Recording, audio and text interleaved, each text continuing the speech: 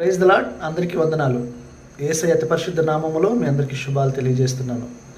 యేసేపు మరియకు పరిశుద్ధాత్మ ద్వారా యేసయ్య జన్మించినప్పుడు ఆ తరువాత నలుగురు తమ్ముళ్ళు, ఇద్దరు చెల్లెళ్ళు ఉన్నట్టు లేఖనాల్లో ఉన్నాయి.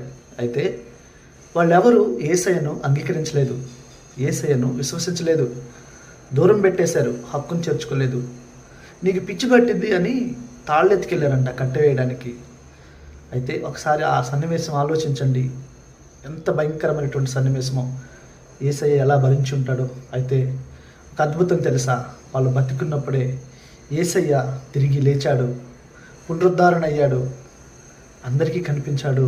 ఆ తర్వాత వీళ్ళందరూ విశ్వసించారు. ఒకవేళ మన కుటుంబంలో కూడా మనల్ని కొంతమంది విశ్వసించకపోవచ్చు, దూరం పెట్టవచ్చు, వీళ్ళకి పిచ్చి పట్టింది అనవచ్చు. కానీ మనం నమ్మిన దేవుడు గొప్పవాడు, నమ్మదగినవాడు, నిన్న నేడు నిరంతరం